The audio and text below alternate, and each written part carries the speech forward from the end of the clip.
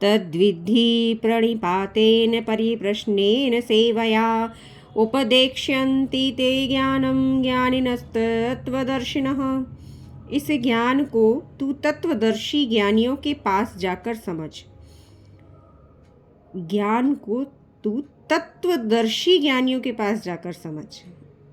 देखिए मित्रों, पहली ही लाइन में प्रभु श्री कृष्ण ने बता दिया, हर किसी के पास गीता को नहीं समझना है। तत्वदर्शी ही सही आपको बता सकता है, सही ज्ञान दे सकता है, उसका अर्थ सही बता सकता है, जिसे भली प्रकार पता है कि रूप प्रकृति के भिन्न भिन्न हैं, परंतु वह एक ही तत्व सभी में समाहित है और प्रत्येक विभाग में वह एक परम ऊर्जा विभागानुसार कार्य कर रही है। कौन कार्य कर रहा है? प्रकृति। ऊर्जा एक ही है, वह अकर्ता है, किंतु कार्य रूप प्रकृति जो प्रतिपल परिवर्तित होती है वह अपना कार्य कर रही है। इस ज्ञान को तू तत्वदर्शी ज्ञानियों के पास जाकर समझ। उनको भली भांति दंडवत प्रणाम करने से, उनकी सेवा करने से और कपट छोड़कर सरलता पूर्वक प्रश्न करने से वे ज्ञानी महात्मा तुझे उस तत्व ज्ञान का उपदेश करेंगे। यज्ञात्वा न पुनर्मोहमेवं यास्यसि पांडव येन भूतान्यशेषेण द्रक्ष्यस्यात्मन्यथो मयि। जिसको जानकर तू फिर इस प्रकार भ्रमित नहीं होगा, उस ज्ञान के द्वारा तू सभी जीवों को निःशेष भाव से पहले स्वयं में और फिर मुझ सच्चिदानंद घन परमात्मा में देखेगा। यह बिल्कुल सत्य है। कबीरदास जी ने भी कहा था कि पहले मैं था और हरि नहीं, अब हरि है पर मैं नहीं। जब आपका अहंकार प्रबल होता है तो आप स्वयं के सिवा किसी और को देखना पसंद नहीं करते, लेकिन जब आप स्वयं को देख लेते हैं, जो यथार्थ स्वयं है, जो सत्य है, उसे जब देख लेते हैं, तब आपका जो अहंकार है वह गल जाता है, नष्ट हो जाता है। तब आप देखते हैं कि मेरे सिवा तो कुछ भी नहीं है और वह मैं, वह एक परमात्मा है और मैं करता नहीं हूँ। इसलिए आप किसी भी तरह से अधर्म नहीं कर सकते, किसी भी प्रकार असत्य नहीं बोल सकते, किसी का अहित नहीं कर सकते। इसलिए स्वयं को जानना, स्वयं को देखना बहुत आवश्यक है। शिव नेत्र तक पहुँचिए और मेरे अर्पणा आध्यात्मिक जगत चैनल पर जाइए। मैंने शिव नेत्र तक पहुँचने की वही प्राचीन विधि विस्तार पूर्वक बताई है, कृपया उसे प्रारंभ कीजिए करना। अभी नहीं करेंगे तो कब करेंगे? प्रकृति प्रतिपल परिवर्तित हो रही है, समय का बहुत अभाव होता जा रहा है, मृत्यु कभी भी आ सकती है। कि अपनी इस महत्व जो आपको प्रकृति मिली है, ना जाने कौन सी योनि कर्मानुसार मिल जाए, इसलिए समय का लाभ उठाइए, योनि का लाभ उठाइए। मनुष्य योनि बार बार नहीं मिलती, हमारे ग्रंथों में भी लिखा है। तो मनुष्य योनि का लाभ उठाइए और शीघ्र अति शीघ्र स्वयं तक पहुँचिए। ऐसा मैं परमात्मा से प्रार्थना करती हूँ कि आप सभी लाभान्वित हों। अपि चेदसि पापेभ्यः सर्वेभ्यः स पापकृतमः सर्वज्ञानप्लवेनेव व्रजनं संतर्षिष्यसि। यदि तू अन्य सब प्राणियों से भी अधिक पाप करने वाला है तो भी तू ज्ञान रूप नौका द्वारा निसंदेह संपूर्ण पाप समुद्र से भली भांति तर जाएगा। यथैधांसी सम्मिद्धो अग्नि सात कुरुते अर्जुन ज्ञानाग्नि सर्वकर्माणि भस्मात कुरुते तथा। शिव नेत्र की बात चल रही है कि जो ज्ञान नेत्र होता है उसकी अग्नि से तुम सभी पापों को, सभी तरह के जो कर्म है उनका नाश कर दो। तो हे अर्जुन, जैसे प्रज्वलित अग्नि ईंधनों को भस्म कर देती है, वैसे ही ज्ञान रूप अग्नि सभी कर्मों और उनके पापों को भस्म कर देता है। ना ही ज्ञानेन सदृशं पवित्रमः विद्यते तत्स्वयं योग संसिद्धिः कालेनात्मनि विन्दति। इस संसार में ज्ञान के समान पवित्र करने वाला कुछ भी नहीं है। बिल्कुल सही कहा गया है, क्योंकि जब स्वयं का ज्ञान कर लेते हैं तो संसार में पवित्र करने वाला कुछ भी नहीं है, अर्थात फिर कुछ रह ही नहीं जाता।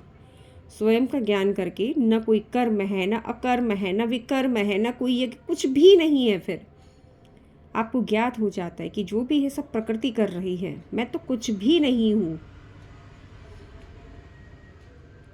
ना ही ज्ञानेन सदृशं पवित्रमः विद्यते तत्सवयं योग संसिद्धि कालेनात्मनि विन्दति। संसार में ज्ञान के समान पवित्र करने वाला कुछ भी नहीं। उस ज्ञान को कर्म योग के द्वारा शुद्ध हृदय वाला मनुष्य अपने आप ही आत्मा में पा लेता है। उस ज्ञान को कर्म योग के द्वारा शुद्ध हृदय वाला मनुष्य अपने आप ही आत्मा में पा लेता है। वह ज्ञान आत्मा में होता है, बिल्कुल निश्चित है।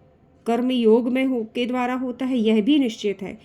शुद्ध हृदय से होता है, यह भी निश्चित है। तो शुद्ध हृदय वाला मनुष्य ही इस ज्ञान को प्राप्त कर सकता है, जिसने सत्य कर्म किया है, सदा सत्य बोला है। आपके सामने कोई भी हो, अपना पराया परम प्रेमी कोई भी हो, लेकिन उसके सामने सत्य बोलने से मत झिझकिए। उस एक परमात्मा को आधार बनाकर, साक्षी भाव में रखकर अपना कर्म कीजिए। आप कभी कुछ गलत नहीं करेंगे और हर बुराई का स्वयं ही अंत हो जाता है। श्रद्धावान लभते ज्ञानम तत्परः संयतेनेन्द्रियः ज्ञानम लब्ध्वा परां शान्तिमचिरेणामधिगच्छति। जितेंद्रिय साधन परायण और श्रद्धावान मनुष्य ज्ञान को प्राप्त होता है। जितेंद्रिय जिसने अपनी सभी इंद्रियों को जीत लिया है। साधन परायण अर्थात जिसने साधन को जीत लिया है, जो प्रतिदिन साधन अर्थात जप और ध्यान करता है, योग करता है, उसे साधन परायण कहते हैं। श्रद्धावान अटूट विश्वास है जिसका अपने ईश्वर पर श्रद्धा है, वह मनुष्य ज्ञान को प्राप्त होता है, जिससे वह बिना विलंब के परम शांति को प्राप्त करता है। वह शांति जो बाहर नहीं, वह शांति परमात्मा में है, सदा से थी, सदा से है और सदा रहेगी। तो उस शांति को प्राप्त करने के लिए परमात्मा तक पहुंचना होता है। अजक्षा श्रद्धानश्च संशयात्मा विनश्यति। नाय लोको अस्ति न परो न सुखम संशयात्मनः। विवेकहीन, श्रद्धा रहित और संशय युक्त मनुष्य परमार्थ नहीं करता। कौन परमार्थ नहीं करता? जो विवेकहीन है, जिसका विवेक सोया हुआ है। श्रद्धा रहित, जिसे ईश्वर पर विश्वास ही नहीं है, और संशय युक्त, प्रतिपल संशय करता है, प्रतिपल शक करता है, हर चीज पर शक करता है, वह ऐसा मनुष्य परमार्थ नहीं करता, अर्थात परमात्मा के ज्ञान को प्राप्त नहीं करता और ना ही कोई परोपकार करता है। सदा दुविधा में रहने वाले ऐसे मनुष्य के लिए ना यह लोक है, ना परलोक है, और ना सुख शांति है। योग संन्यस्त कर्माणं ज्ञान संचिन्न संशयम आत्मवंतम न कर्माणि निबद्धन्ति धनंजय। हे धनंजय, जिसने कर्म योग की विधि से समस्त कर्मों को परमात्मा में अर्पण कर दिया है। हे धनंजय, जिसने कर्म योग की विधि से समस्त कर्मों को परमात्मा में अर्पण कर दिया है और जिसने विवेक के द्वारा सभी संशयों का नाश कर लिया है, ऐसे अंतःकरण वाले पुरुष कर्म में नहीं बंधते। ऐसे अंतःकरण वाले पुरुषों को कर्म नहीं बांधते। तो स्वयं को जानकर ही आप यह सब कर सकते हैं, अन्यथा अहंकार आएगा ही आएगा इन सब के बीच में। तो कृपया स्वयं को जाने, विवेक को जागृत कीजिए, तभी आप परमात्मा में सभी कर्मों को अर्पण कर पाएंगे। नहीं तो आप जो भी पुण्य करेंगे उसका लाभ प्राप्त करने की परम इच्छा होगी, जब तक आप स्वयं को या परमात्मा को नहीं जानते। तस्माद् अज्ञान संभूतम हृत्स्थम ज्ञान सिनात्मनः चित्वैनं संशयं योगमातिष्ठो तिष्ठ भारत। इसलिए हे भरतवंशी अर्जुन, तू हृदय में स्थित अज्ञान जनित अपने संशय का विवेक ज्ञान रूपी तलवार से छेदन करके समत्व रूप कर्म योग में स्थित हो जा, अर्थात युद्ध के लिए खड़ा हो जा। तो विवेक रूपी ज्ञान की जो तलवार है उससे छेदन करके समत्व रूप कर्म योग में स्थित हो जाए, अर्थात प्रकृति अपना कार्य करेगी और करना ही होगा, क्योंकि बंधे हुए हैं हम प्रकृति के द्वारा। तो कर्म क्या करना है? धर्मानुसार करना है। कर्म क्या करना है?